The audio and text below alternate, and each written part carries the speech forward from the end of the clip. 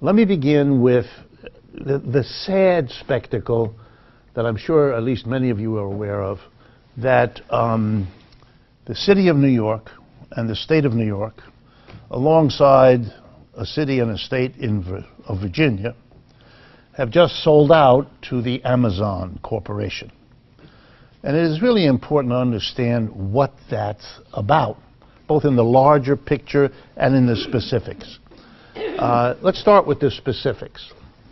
The project is to build a second, or at least that's what they said, Amazon to build a second headquarters. It's based in the Northwest, as you know, or I assume you know, and so it's going to have a second headquarters in the East. Turns out they are going to have two second headquarters, which in another language would be called a second and a third headquarter, but for some reason they need to have a second that's twice. The cost, the amount of money they're going to spend to build these two headquarters is this is all from the New York Times, $10.5 billion. That's an awful lot of money. Well, it's an awful lot of money depending on your perspective. If you are the CEO of Amazon, a man named Bezos, whose personal wealth is $160 billion, then this is nothing. But for the lowlifes like you and me, it's considerable. $10.5 billion bucks. But here's the really good news for Amazon. $5 billion of it, they're contributing. The other $5.5 billion, you are contributing. It's really important you understand that. You, the taxpayers of New York, which I assume most of you are, together with your brothers and sisters in Virginia, are footing the bill for more than half the cost of this project. That's money coming out of taxes, mostly. Taxes that are already been paid, that are now going to be shoveled to them, and taxes that they would have had to pay as citizens of this area, which they will not now have to pay, in some cases for years, many years. It means, therefore, that either we all will have to pay more taxes because whatever those taxes were used for before, they won't be used for anymore because they're going to build a headquarters for Amazon. Or if we're not going to pay more taxes, then it means the government has lost that revenue and can't use it for schools and hospitals and roads and firefighters and all the rest of it that the government is required to do, and so we will suffer a deterioration in the quality and quantity of public services available to us. So it comes directly out of us. In another time and place, it would be called by what it is. It is a mammoth subsidy. So let's now be clear. More than half the cost of the private headquarters of a private company whose job it is to maximize its private profits, more than half the cost of the investment that's going to generate wonderful profits to them is being paid for by you. In return for your really generous contribution of more than half the cost of this project, what portion of the profits Amazon earns will you get in view of the enormity of your contribution? Nothing. Zip. You get to watch the building. You will not get to go into it unless you have a security pass, and that's a whole nother story. But you will get to look at it. And my guess is, with that amount of money, the shrubbery will be beautiful. And so you can go to Long Island City, where it is planned to be built, and you can stare at the shrubbery, and my guess is, I'm not sure, that there will be no charge. But of course, you will be staring at the most expensive tulips you've ever seen, which you personally have helped pay for, even though they're in someone else's garden. This is extraordinary stuff. But yes, sir. In addition, I don't know if people realize it, on Staten Island they have already built an enormous distribution center. Yes. Up and running. Yes. And another Also subsidized by gifts. They always get gifts. But this is on another order of magnitude, the amounts of money that are being given to them. Okay, next thing to see in this. This was the end of a process. Amazon really played it to the hilt. They announced, I think a year and a half ago, but at least a long time ago, that they were planning to build a second headquarters. And they invited, I mean, there is no shame here, none. Don't look for subtlety, don't look for nuance, none of that. They informed the American cities. Which American cities? All of them. That you can bid, ladies and gentlemen, mayors, city councils, governors, you can bid for us to come to your city. What do you bid with? Well, I just told you. New York and Virginia bid with $5.5 billion. And before they settled on Virginia and New York, other cities and towns and states were in there offering too. In order for them to come to New York and Virginia, it was necessary for New York and Virginia to give even more than anybody else was. Other people stopped at a certain point because the mayor or the governor of another state said, "Oh, this looks terrible. I better not offer everything." But there was no hesitancy on the part of Mr. Cuomo, or unfortunately, Mr. de Blasio either. They gave it all. They gave as much, yes? On the news, they said that Amazon would end up giving back to the city something like $13 billion. Yeah, yes, I'm coming to that. Bear with me. So we outbid other cities. We gave away more of the city's taxes to a private company than others were willing to do. Let's hear it for New York. Wow. Now the rationale. The basic rationale always is do this thing, ready? It will bring jobs. This is like a magic. Whatever shenanigan you're doing, cover it over with a thick layer of, it will bring jobs. Because apparently opposition melts. It's like holding up garlic to the devil. The devil just dissolves. Has such an aversion to garlic. So all opponents are supposed to drop dead with any thought of opposition the minute we are told it will bring jobs. Well, I've been doing this for 50 years. This is a scam. 99% of the time, the number of jobs they bring is trivial, as it is in this case, and I will explain that in a minute. But the thing to understand is nobody ever checks. There's no reason not to say, it'll bring jobs, because there is no agency of the government that gives us a report 2 years later, 5 years later, 10 years later. What was the promise? What was the result? So if I ask any of you in this room, including any professional economists, give me the results of the following 6 examples of a company getting a fortune in subsidies by promising jobs. Give me the results. You can't, because you don't have them. There's no place to go and publish them. None of it. Well, the New York Times, clearly not an enemy of any of this, usually a cheerleader for this sort of thing, announces that the number of long-term jobs that the Amazon headquarters are likely bring is 2,500. That's trivial, people. If that's the truth, well, I have no reason not to believe it. We have a lighting problem. Yes, okay. If that's the truth, then this is the most expensive 2,500 jobs in the history of the world.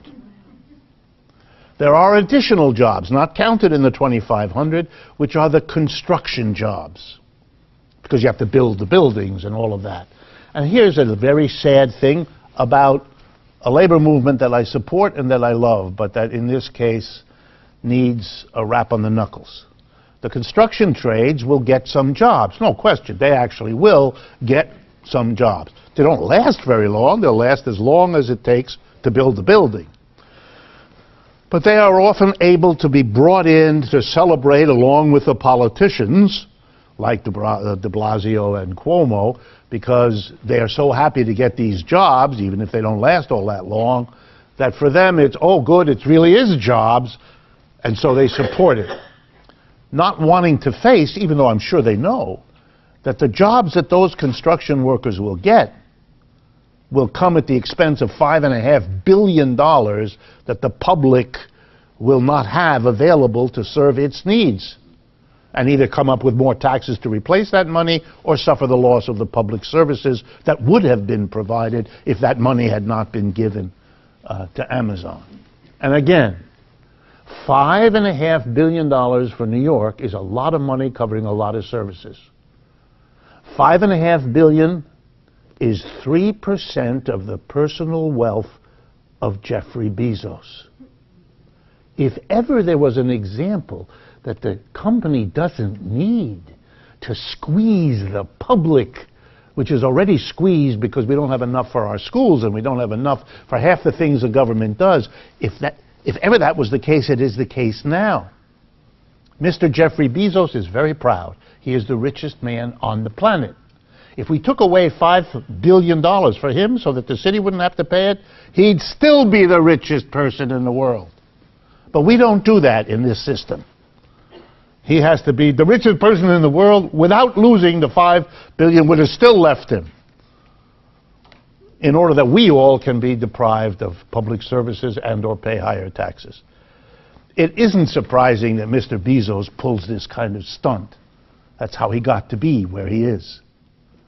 The only mystery is why we all allow this. Shame on us, not on him. He's doing what capitalism leads people to do when they get the chance. He has that chance. He's going to milk it for all he can get out of it. And then the final question. What will be the payback, as per the question? What will they do? Well, my guess is they will do what they have already been doing. This is a company that distributes things. I don't mean to make little of it, although I do enjoy that. That's what they do. They deliver things. They've learned how to organize the computer to deliver it quickly and with considerable efficiency. Wonderful. What that's got to do with giving a single person $160 billion is a total mystery to me. And if any of you can help me understand that, I'd be much obliged. For me, that is a perversion of the economic system, if I ever saw one. I do want to remind you, in case you've never done the work, if you take $160 billion, which is what he has, and you give it to a hedge fund, which is what he does, to manage it for you, which is what all people like that do, let's assume he earns 5%. By the way, he should do considerably better than that. Most hedge funds offer and do better than that, but I'm being very conservative. If he invested at 5%, his $160 billion, it means that he will earn each day, 5% on $160 billion, $22 million a day. 7 days a week, 365 days. That piece of information helps to explain why he doesn't buy lottery tickets. Because he doesn't need to. He wins it every day anyway. $22 million a day, every day. It's exhausting. But he just demanded from New York and got a subsidy of New York and Virginia, a subsidy of $5.5 billion. It is a testimony to the insanity of this economic system and how it works and how it distributes wealth. And it will cost everybody in this room considerably. Long term, Amazon will make profits. That's why it does what it does. And it will decide, because it has to, what to do with the profits. One of the ways it can calculate, it could say, we may, there's no constraint on them, we may invest it in the area where our headquarters is. Clearly, they are not investing it where their first headquarters is. That's Seattle. So if they told that to Seattle, and my guess is they did, well, then it didn't work out. The next growth is somewhere else.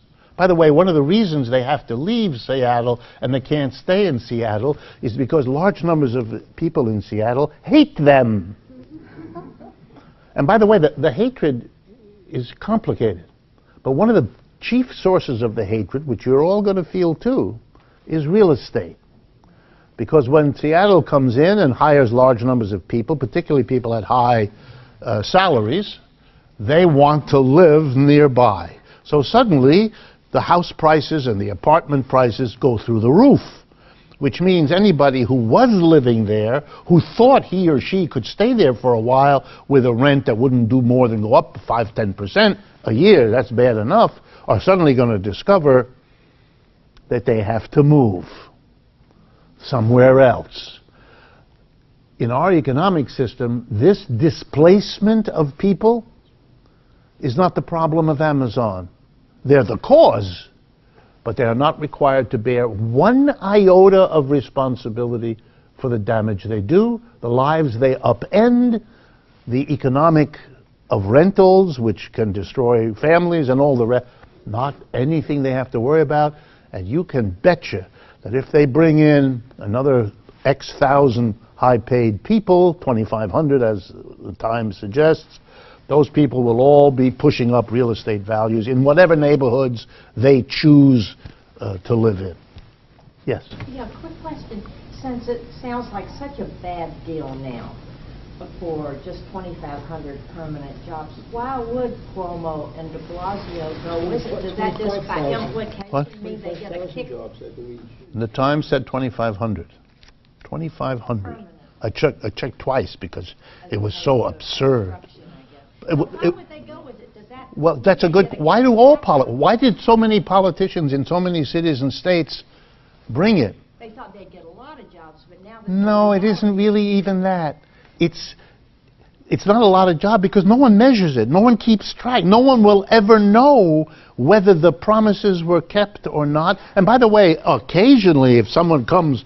A clever reporter comes 2 years later and says, there's only 4. Then they will get a long explanation of how conditions change and the circumstances and the tariffs, and but the point is, it's a private enterprise. It can do whatever the hell it wants. It's the same reason they bid for the Olympics. That's right. Disaster, but it's a good public relations. It's wonderful. You're the leader, and you're bringing jobs. If you look at the New York Times photo from, I think it was yesterday, there's a smiling Cuomo sitting right next to a smiling de Blasio. I mean, the smiles, the whole picture is smiles. This is what politicians are asked to do. We have a society that defines the politicians by the success he or she has in bringing business into our community, the conditions of that business, the ramifications for the tax situation, for the living conditions of people. That's lost. That's a detail. That's underneath, buried in the story in the last paragraph. The big picture, I'm bringing business, which reduces to, I'm bringing jobs. But the cost of doing that is kept away. Yeah? I understand that the average Amazon employee makes something like $28,000 a year, but that this agreement, supposedly Amazon is saying that the average salaries will be $150,000. Yeah. When companies tell you what the average salary is of their people, turn off your hearing aid. It's all junk. It depends on how you count. If you're counting only headquarters personnel, then you're not counting all the miserable folks who work in those distribution centers, who work forklift trucks for 10 hours a day and get $12 an hour and stuff like that. If you bring them in, then you get the low numbers, $28,000. But the New York Times was full of stories about how headquarters workers are mostly going to be these... There again, it's a hustle, because The employees of Amazon are the ones that have the high jobs. All the menial work, the janitor work, the gardening, that's subcontracted out. And they're not telling you those wages because they're not technically employees of Amazon. They're employees of the temp gardening company, which gives immigrants without papers $6 an hour. And it tells them to be happy they got that, because if they don't accept that, ICE will be at their door tomorrow morning. So they don't have to count that because they subcontract. And by the way, in case you're wondering, they specifically subcontract not because it's efficient, not because it saves them money, but for PR purposes, for these purposes, to be able to say our basic salary, our average salary is this nice high number, because we've deftly moved the others off. During the gubernatorial race between Mr. Cuomo and the actress from Sex and the City, Cynthia Nixon, I don't know if you all caught it, but she was reporting, as she was required to, her money coming in, and it was little contributions ranging from $10 to $25. Whereas Mr. Cuomo had a dozen people giving him more money than he needed. This didn't look good. Cynthia Nixon correctly said, he's being funded by rich people, I'm being funded by... So he got caught at what I'm about to tell you. He arranged for donors to not give him $10,000, but to arrange with their employees, their friends, their relatives, to give the same amount of money, but in little contributions, so it would look as though he was getting money from little people too. There's no end to this. You live in this system, it's playing with you. And it just hopes you don't look at it, because who wants to look at this? It's friggin' ugly, isn't it? But part of my job is to rub your nose in it a little bit. Yes? The system doesn't say it, but the newspapers don't say anything, that this richest man on earth in Amazon paid no federal income taxes at all. And they made a lot of their profits by not charging any sales tax on their deliveries that keeps the city out of pay. They're building up an infrastructure where all the other businesses was kowtowed to them, or else get out of business. Right, which is what Walmart did in its way before. And it's the same game all the time. Amazon has fought in other countries. There are big strikes and movements in many European countries and elsewhere where they fight against them. The unions take a much stronger position. The unions are in Amazon. Amazon can't function without them, partly because the unions are so strong in many of these European countries that Amazon can't get into the country unless it signs a contract that it accepts the union. If they don't sign the contract, the politicians won't let them in. And then they do it, by the way. When they're forced to, they do it. The thing they claim they can't afford to do here, they manage to afford nicely everywhere else. You cannot believe a word. The only thing you could believe about these companies would be what you saw in their books. But being private capitalist enterprise, they don't have to show you their books. So everything you know about what their costs and wages are, you relying on them. And that's nuts. Don't do that unless you want to believe what they have. A special department. I have students of mine who work in the public relations department of those kinds of corporations. They're professional liars.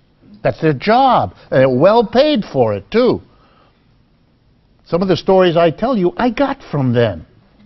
Because I didn't know. I've not done that kind of work in my life. And when the students told me, I do this. I make this crap up.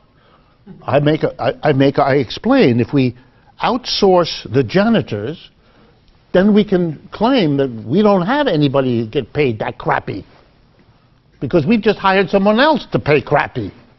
So we don't have to account for it. But in fact, a proper accounting would say, okay, how much are the people paid who do the janitorial work? Which, by the way, in these large distribution centers, it's enormously important. You can't run those distribution centers if you don't keep the clean. Some of those are robots, you cannot have an impediment. They don't know how to handle that. So it has to be kept very, very clean. There's an army of people that do that. And they get paid very poorly. So you keep them off your book. You subcontract. And by the way, sometimes you subcontract it to what? To a company that provides janitorial service, which, when you check out its board of directors, is led by the second cousin of somebody working at the same company. Because it was set up for this purpose. The money to set up that business was provided often by the company that thereby escapes keeping the records.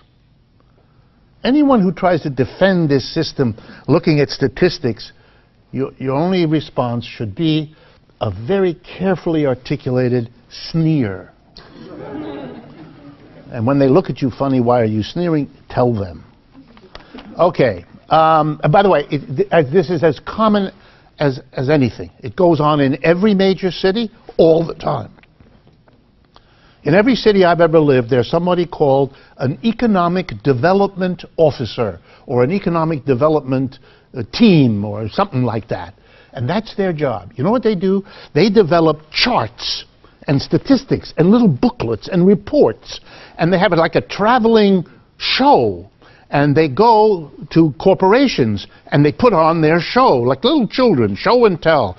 Come to our city. We've got this wonderful empty land where we can, and not only that, we have the power of eminent domain, if you all know what that is, the power of the city or of the state to take a piece of land from the owner, even if the owner doesn't want to sell it. The city has the right to determine what the fair market value is and tell that person, we're buying your land at that price, and the person in question can't do anything about it. Some of you believe that we have a system of private property. No. We never have. We talk an endless line about private property. But in fact, we have all kinds of exceptions and exemptions, and municipal buying, eminent domain is one of them. By the way, the law there will surprise you. The law says if it is determined that it's in the community's interest for a piece of land to be used for some other purpose than it is currently being used for, the city can go in, force the sale, and move it to the other purpose. There was a woman running for lieutenant governor in California this last election, Gail McLaughlin. You may have heard her name. She was the mayor of Richmond, California, one of the suburbs of San Francisco. And in her capacity as mayor of the Green Party, she was elected to mayor on the Green Party line. And in her effort as mayor, which made her famous, she proposed to use eminent domain against the single largest corporation in Richmond, which was the Chevron Oil Company. And to use it against them, and also to use it to buy, a very clever idea. There were a lot of people in Richmond, it's a working class town, a lot of people in Richmond who had borrowed money to buy a home in the go-go days, 2000 to 2007. And when the crash came in 2008, like it happened in many cases, the value of these houses collapsed. So many of them were living in a house that was worth less than the amount of money they owed the bank on that house they were living in. So they couldn't sell it because that wouldn't have been enough money to pay back the bank. Then they would have been stuck with more money to pay the bank for no house at all. There's one thing worse than paying the bank when you're in the house, which is paying the bank when you're not in the house for that house. So she had this clever idea. She would go in and the city would buy land and property and then turn it over to the people. Because that would be good for the community to not have people underwater, it's called, when you're in that situation. So she was very clever, was very clever to use it, freaked Chevron out, did everything they could to get rid of her. But they couldn't, because she had built up a basis of support, which is why she ran for lieutenant governor. She did not win, but she did a credible thing. California is a remarkable place right now. The things are going on there that the rest of us ought to take our hats off and thank. Los Angeles had on the ballot, and we're going to come back to the election in a few minutes, but Los Angeles had on the ballot, if you're not familiar with it, a bill to create a public bank that would be run, owned and operated by the city of Los Angeles in direct competition with private banks. And if the private banks weren't doing something that the community needed, the public bank would do it. They were going to do that for Los Angeles the way the Bank of North Dakota already does that for the state of North. You all know that, right? No? Some of you are looking at me. North Dakota has a public bank. It's the only state of the 50 states in the United States that has a bank owned and operated. When the people of North Dakota pay their taxes each year, or their income taxes, or their property taxes, or they pay for a fishing license or a driver's license, all that money doesn't go into a big New York bank the way it does everywhere else. It goes into the Bank of North Dakota, owned and operated by the state of North Dakota. If that bank makes a profit during the year, it takes the profit and hands it back to the government of North Dakota, which therefore doesn't have to tax its people as much as it otherwise would, because it's getting the profit from the bank. Needless to say, with private banks, they don't do that. Moreover, the bank is required by North Dakota law. I can see many of you don't know. Good. The bank is required by North Dakota law to give its loans to North Dakota individuals and North Dakota businesses, because it's a North Dakota bank. Kind of makes a certain sense. And here's stuff you might really enjoy. This North Dakota bank was created in 1916. It's over 100 years old. During that time, occasionally, big banks, usually from New York, have gone into North Dakota and tried to persuade people and, fund politicians to attack it, which they have occasionally attacked it. They could never, ever end it. Neither Republicans nor Democrats. Because the people of North Dakota want it, and that's why it's there for 100 years. And North Dakota is not a big liberal state in America. It's a conservative, usually Republican state. And that made no difference. Even when the banks came in and said, that's socialism, this made the people of North Dakota giggle. They weren't intimidated. They didn't freak out. They didn't go, oh my goodness, we shouldn't do that. Suddenly, when they could see the practical benefit to them of having their own bank, of not paying fees to banks out of the state, who are typically the ones who get this kind of business, they understood what there was at stake for them, and they kept it. The only, of course, interesting question is, why only North Dakota? What happened to the brains and the interests of the other 49 states? Well, for a long time they didn't dare, because this anti-public ideology that suffuses this country worked. But that has broken down, and in the last 8 or 9 years, there are initiatives all over the United States, some at a state level and some at a municipal level, to set up their own banks. The one that's furthest along is Santa Fe, New Mexico. They will probably be the next public bank, will be in that. That's the capital of New Mexico. Very strong movement there, has the support now of an increasing number of politicians. And by the way, in Los Angeles, the head of the city council, whose name escapes me now, is on the record in favor of it. That was one of the, and it got 43% of the vote. So they didn't get it. This was the first time it was on the ballot. But the first time, with all the publicity against it, 43% of the vote, not bad. They keep up. If they keep up with it, they'll get it. They'll get it. And they have a strong group of people. By the way, there is, I don't want to spend time on it, there is something called the Institute for Public Banking in the United States. And the leader of that, and the thinker who produces a lot of the work, is a woman named Ellen Brown, just like it sounds, the color brown.